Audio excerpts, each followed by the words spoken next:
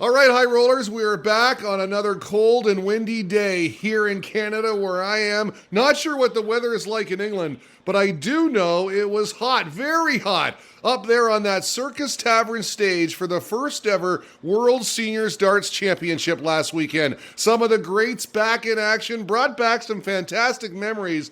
Our guest today took it all in, and you want to talk about the best seats in the house. This guy had them. James Robinson is with us at JRTerrier24 on Twitter. A great follow, by the way, and a dynamite darts fan. James, welcome to the show. Thanks for being our high roller today. Thanks a lot, Aaron. It's been great to talk to you at last, and it's been a great pleasure to follow you all this time. Yeah, and I thank you for all the interaction on Twitter. It's a fun spot if you make it that way, and I believe you do. We're going to talk about the seniors and the Circus Tavern in a second, but I got to ask you about the quiz show countdown. I know PDC referee Kirk Bevins had terrific success on that show. We had him on here, but I was surprised to learn that you were on the same series. Yeah, that's right. Back in 2009, while his shows were being broadcast on TV in England in March of 2009, I was actually recording my episodes. I never knew Kirk at that time. I had no idea who he was. And then when I saw him on the show, I thought, oh, crikey, I might have to play this guy if I do well on the show. So I won a couple of shows, and then I lost my third by 1 point, unfortunately.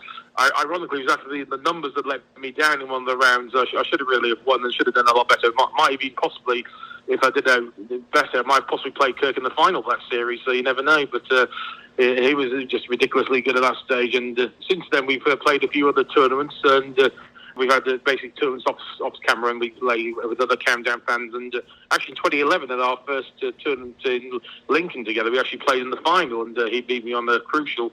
So we've actually had some good times between us. Wow, I know very little about that show, but it sounds like you have to be pretty smart to do well. Oh, yeah, it's definitely a cult classic in this country. It's actually celebrated its 40th anniversary this year, but I believe they've tried to get versions in USA and Canada, but not really got off the ground. But it's actually a French origin, and we took it from France back in the 80s. It really is popular. If you mention Countdown to the average British person, they'll know what you're on about and have basic ideas of what it's all about. It's really a good, fun game. It definitely tests the brain very well. Well, it sounds like you have terrific respect for Kirk Bevins as a countdown player. How about a PDC referee? Do you like his style? I mean, I kind of like all the refs. Yeah, they're all good in their own ways, definitely. I suppose I'd argue I really got properly into darts in recent times when I saw Kirk do his first appearance on the match play 10 years ago, because I thought, wow, I didn't know anything about this. I didn't know any darts in him and all that, and so it was great to see him on the match play stage of Winter Gardens, and then obviously he became more and more seen on TV and all that, and eventually I started to get properly into these events, and he's a good guy. And there are some good ones coming. Obviously, we all know about George and Russ and Paul and all those, and obviously Hughes now coming in good, and my new mate Charlie, who's one of the two of the World Seniors last weekend, he's doing pretty good too. So there are a lot of good ones. I think they're all great in their own individual ways. Now, Countdown sounds like a cool experience. What was it like for you being under the spotlight, if you will, on TV? Nerve-wracking? It can be a bit. First, that was actually my second appearance on the show. That was actually, when Kirk won that series, that was also his second appearance on the show as well. We'd both been on a few years earlier. I was first on in 2003, just before I turned 15 years old. So I was one of the youngest people who've ever been on the show. There were lots who were even younger than me. A few years afterwards, there was one kid who was only 7 years old who was on the show. So that's just imagine how nerve-wracking it could be for him.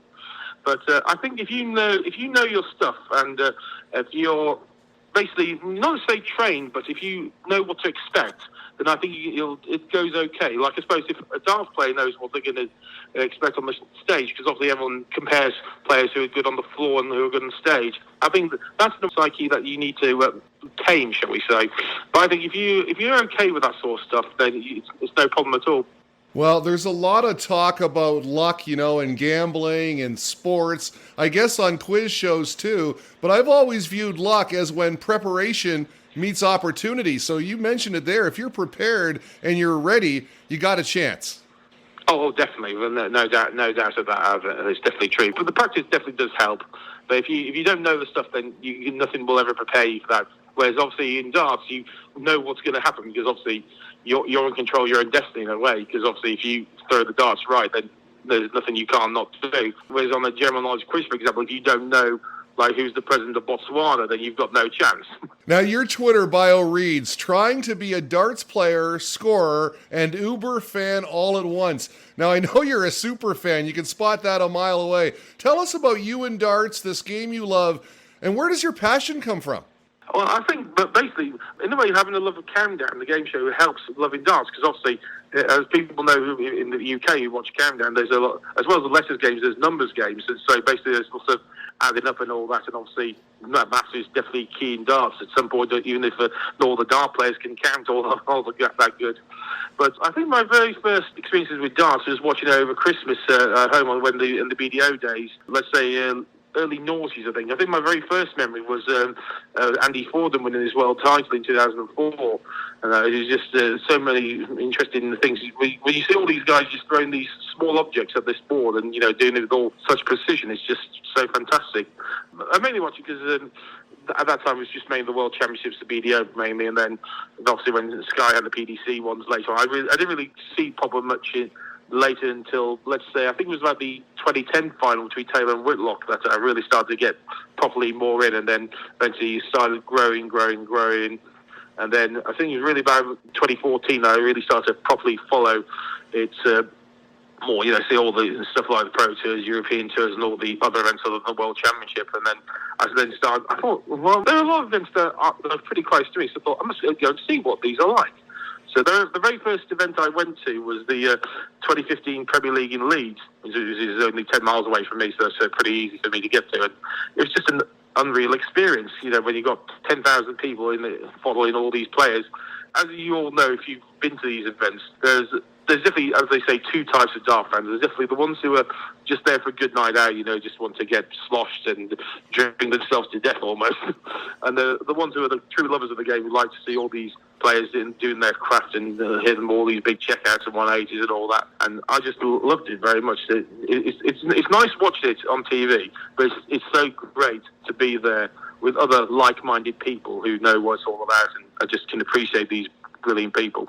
We'll talk about the crowds in a second because you bring up an interesting point about the two different types of fans.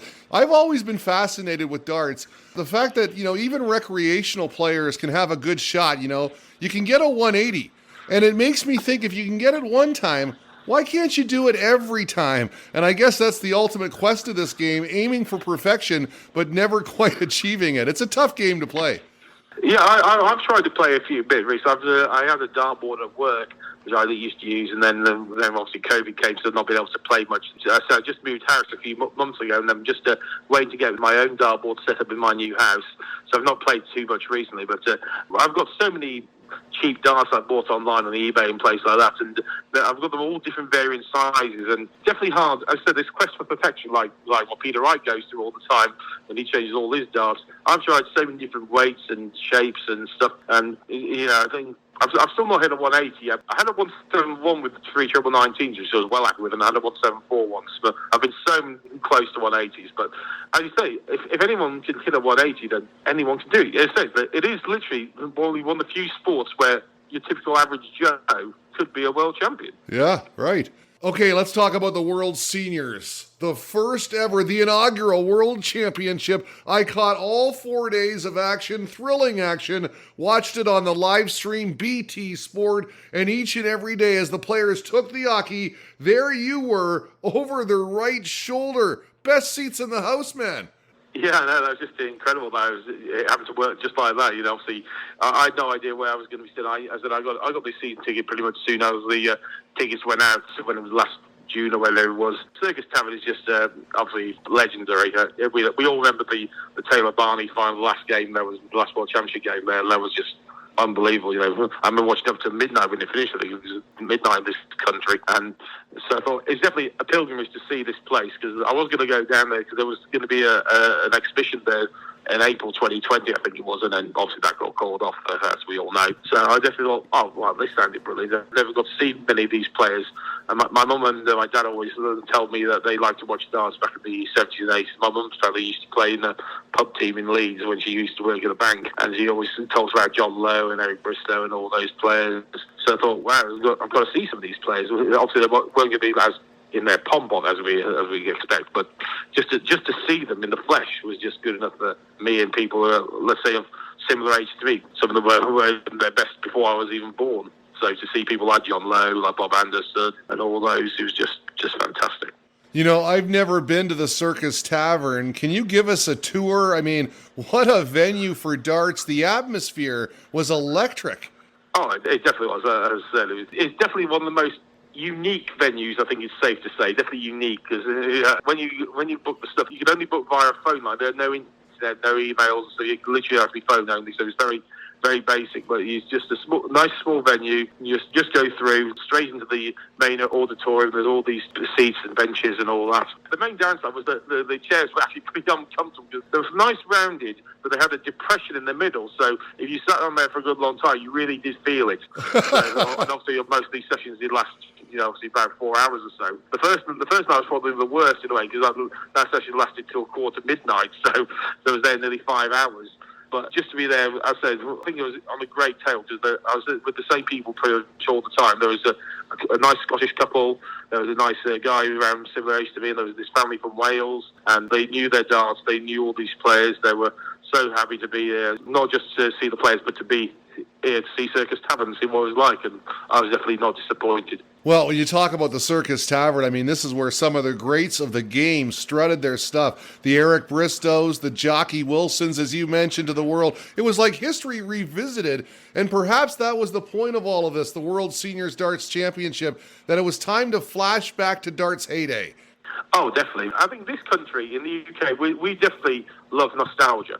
We love things from the past. If you talk about, let's say, for example, classic TV shows, everyone always mentions Only Fools and Horses. They mention Dad's Army, Fawlty Towers, or they mention stuff like from the 70s and 80s. They mention so many classics, and we do like to mention all these great players from sports as legends, football, soccer, and stuff, and darts and all of them. And we do like to see them. We do. Everyone, if you just mention their name, they'll come and see you.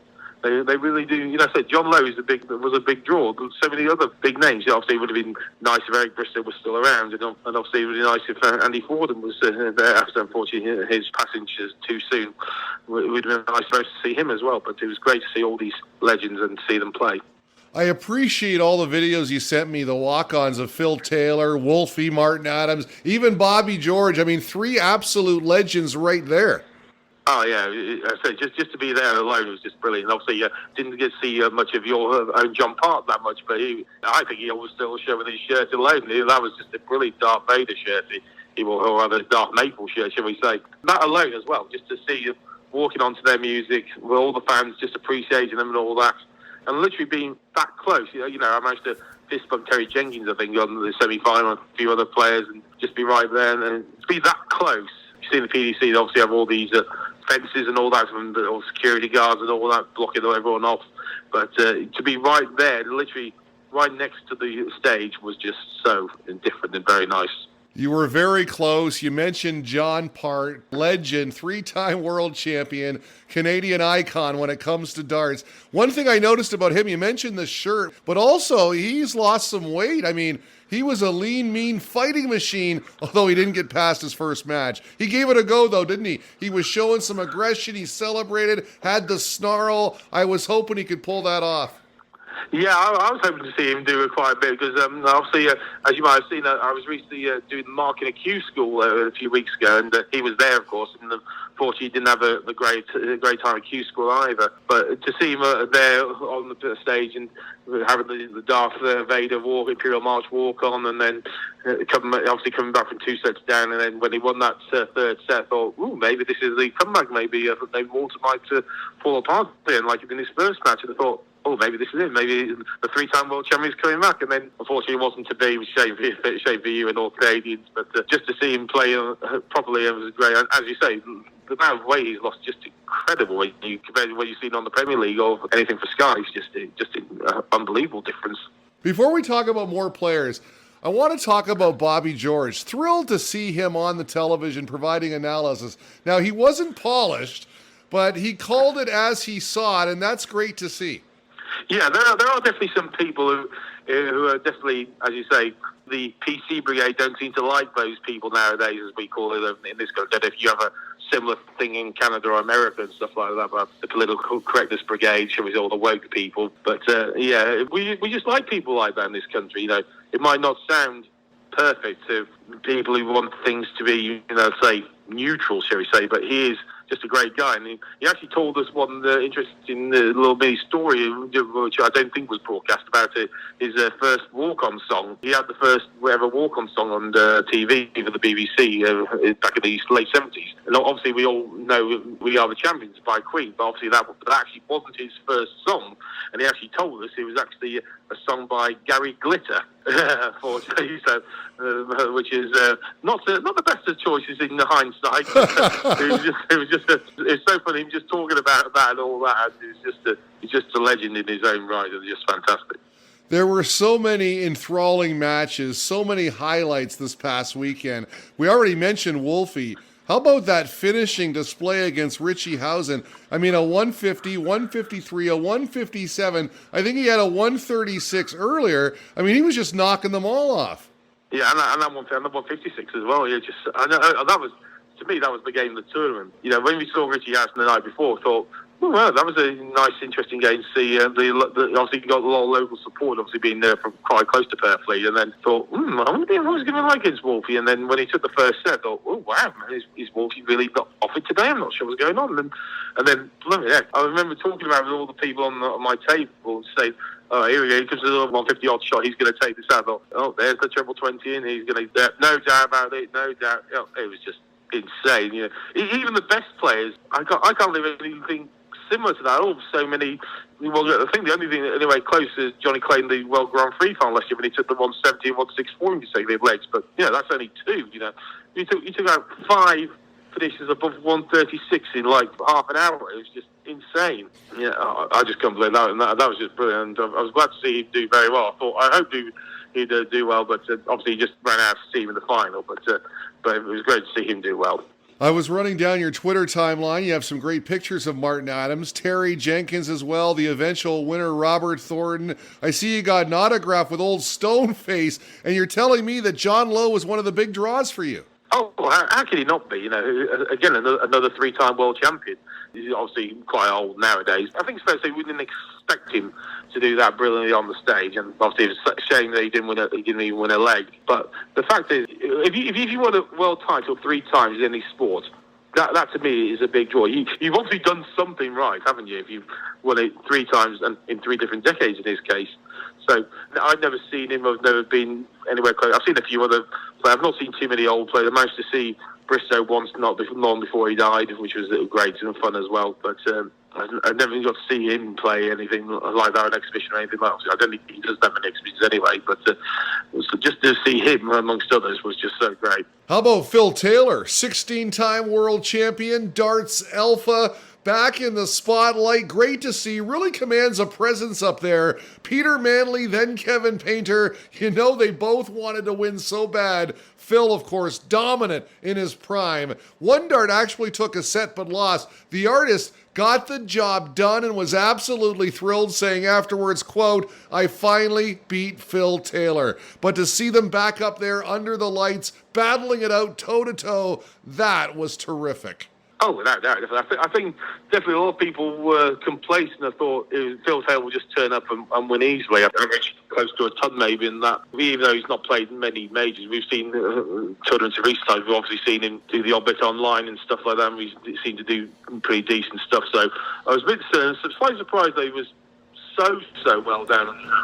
Even when he took that 119 out to save the game against Painter, you thought, is there a little chance? And then he just straight too many, had too many 1s and 5s all the time. But as he said himself, he said he needs to practice a lot more. And hopefully he will do that for the Masters and the match play later on. But we'll see if that's the case. But as you say, Manley and Painter definitely have scores to settle, shall we say, and Painter certainly took his chance. I found myself cheering for Kevin Painter, not only against Phil, but to win the entire tournament. One thing I really enjoyed about watching him is his presence up there on that stage. You know he's intense, he's a warrior, but when he's up there, he really commands a presence, not only with his opponent, but with the crowd. Oh, there's no doubt that. Yeah, definitely. I never really saw Kevin Painter too much because he was pretty much near the end of his career when I probably got into darts. Although the only time I did probably see him, I remember the very first Pro Tour event I saw about 5 years ago he was in the final and he lost to Kyle Lanson, another person, of course, who's no longer with us. And that day, that was just incredible to see him get to the final.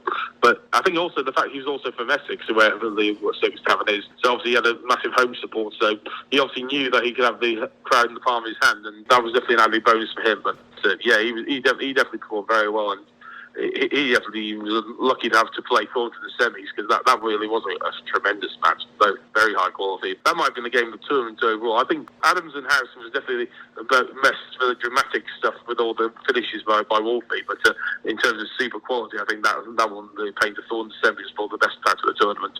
Well, the way the tournament played out, it was fantastic. To see some of those greats play. Paul Lim, I know you were excited about. You had Keith Deller in red England trousers. And, of course, Robert Thornton, who wins the inaugural event. It means something, this first one. How can it not do? I think Phil Taylor would have liked to be. I think he always seems to have the idea of wanting to win the first of everything. And how can you not want to be the first winner of this tour? That trophy alone, when you saw it a few days before it started, that was just a thing of beauty. Who would want to lift that trophy? Just to be that close to it was just nice. And there were definitely some great performances. So you say not everyone was near the same level, but even if they weren't, they still wanted to, and they still had the desire. And I say Keith Dell, I think, probably one of the few of the veterans who really gave it a good go. And he was definitely unlucky not to beat Larry Butler, I think it's fair to say. And he definitely put it on stage. He definitely had his heart out on there, and there were so many other good performances all the way through. And Robert Thornton, a worthy winner, right? He played well throughout.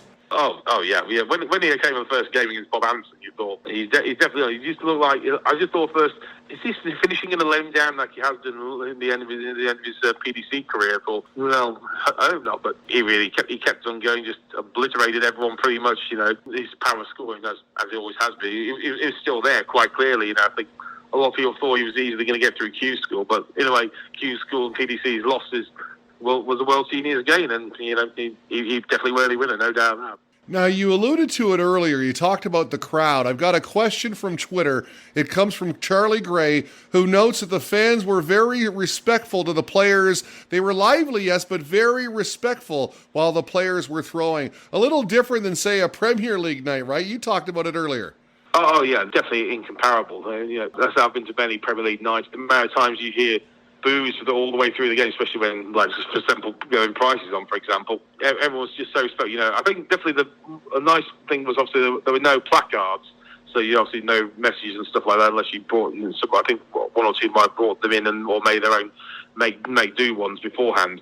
But this one was very nice, and I think the fact is there was the draw of all these legends, and they knew they weren't going to take any rubbish from all these people. So, and luckily the fans, I said, they were definitely an intelligent lot. I said there were people who wanted to see the players. They knew it wasn't a sort of, I don't want to swear, but piss up, shall we say, if you get out of that. If you want to. No problem. But they knew it wasn't going to be that sort of weekend. They knew what they were there for. I was going to tell you where there were people who knew what they were after. They wanted to see these legends, and we were all amazed by what they did. And this was not a weekend to do booing all that and just rubbish.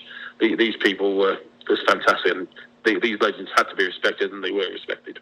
You talk about the signs, the placards. I was surprised to see there were no signs there. You're a big fan. You've been to many, many events over the years. Do you find that the signs take away from the atmosphere, or at least the play on stage? I think they can if they're, let's say, poisonous. You obviously on security try and get rid of ones that have got, explicit messages or, deliberately target players and stuff like that. I always like to use them for a bit of fun and send messages to my fans or family and all my friends and all that. I always like to just do a little bit of fun. But if they're in the wrong hands, they can be. They're party poopers, basically, are these people. They're just nutcases and shouldn't really be at the dance. It spoils it for everyone else. I enjoyed watching Helen Chamberlain as well, hosting the event. She seemed to be having a blast with those players, the post-match interviews and whatnot. You got to meet her. I did indeed, yes. Lovely person, Helen Chamberlain. Obviously, back in the UK, about 20-odd years ago, she presented us a Saturday morning show called Soccer AM, which was just, and actually was called Soccer AM, not Football AM. It actually was called Soccer AM, just in case you Americans don't know that. But that was definitely one of the best shows for football fans before kickoff, because it was always on 3 hours in the morning, about 9 till 12. Saturday mornings, and it was just great fun. There was always a good mix of football fans, celebrity fans, and she and Tim Lovejoy were a brilliant team, and she hasn't been on TV much in recent times, or at least not in mainstream, and so delighted to see her, and she's just a lovely person to be with. I've got a couple more questions from Twitter. Sean Darts wants to know, who is your favorite women's darts player?